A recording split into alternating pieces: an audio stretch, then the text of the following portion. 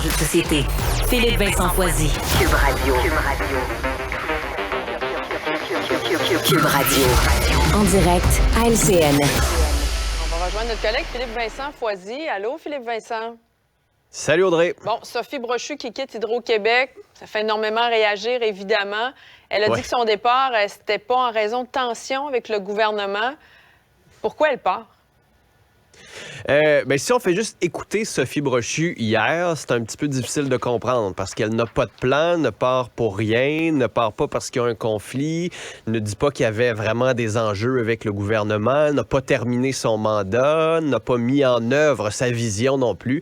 Donc, moi, si je me faisais laisser par quelqu'un qui me disait ça, je serais perplexe ce matin et j'essaierais de regarder dans le passé pour essayer de comprendre ce qui s'est passé. Et au fond, ce qu'on voit, c'est que elle et le gouvernement actuel, même si c'est la CAQ qui l'a recruté, n'ont pas la même vision pour le développement d'Hydro-Québec, le développement économique que le gouvernement veut faire grâce à Hydro-Québec et les changements qui sont à venir.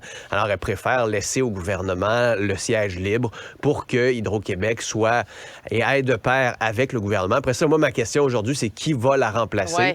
Est-ce que ça va être un ami du super ministre Pierre Fitzgibbon? Il y en a beaucoup, on le sait. C'est la crainte de plusieurs personnes.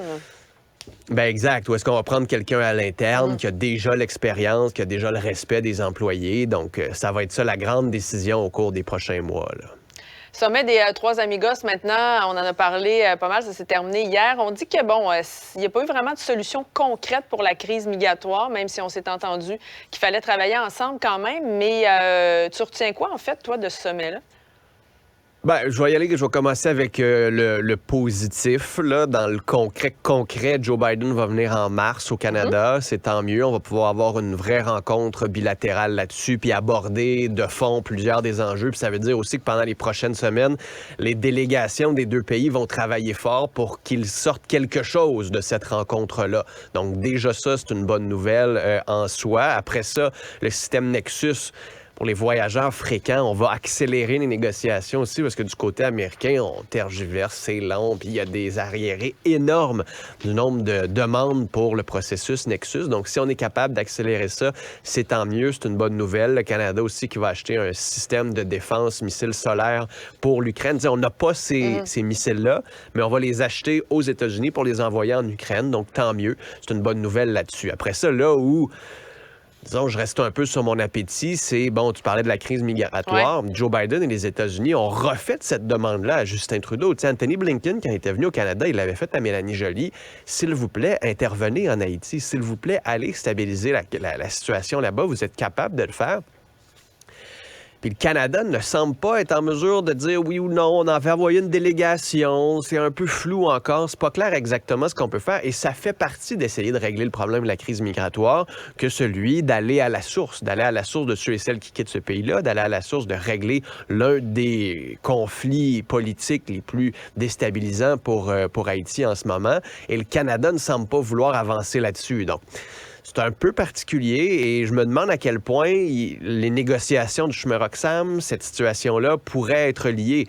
Tout ça, à un moment donné, fait partie des négociations. Donc là-dessus, je reste sur ma faim. Bon, sur l'économie, on s'est entendu qu'il fallait collaborer, travailler ensemble. Mais tant mieux si les belles intentions qui ont été évoquées par Joe Biden dans son communiqué après la rencontre avec Justin Trudeau se matérialisent et que le protectionnisme américain s'adoucit en faveur des Canadiens et des Mexicains. Là-dessus, ce serait un gros tant mieux. Puis je retiens aussi surtout la dernière réponse de Manuel Lopez Obrador qu'on voit hier dans son point de presse. Quasiment une demi-heure de réponse.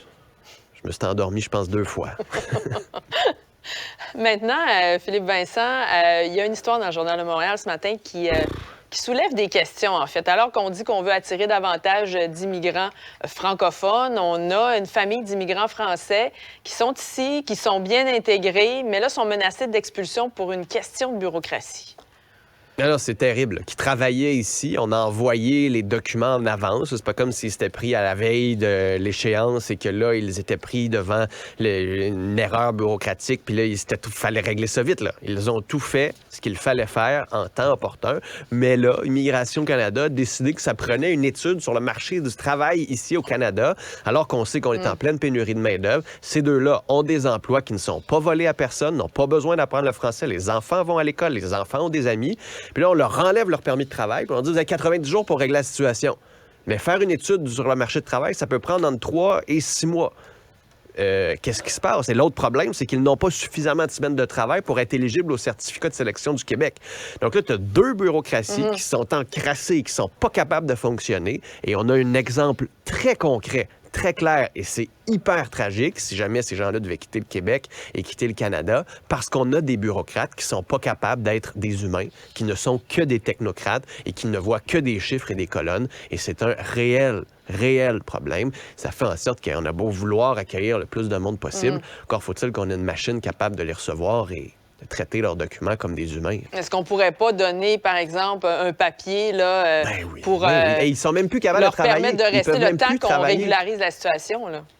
Ben non. Ils sont même pas en ce moment capables de travailler. Ils n'ont plus d'argent. Donc, ils ne peuvent plus engager des avocats pour essayer de régler. Ça n'a aucun bon sens, cet enjeu-là. Il y a une pénurie de main-d'œuvre. Ils ont des emplois réguliers, des emplois où ils payent des impôts. Puis on leur enlève ça. Pourquoi? Parce que des bureaucrates à Ottawa ont décidé que ça ne marchera pas. Merci.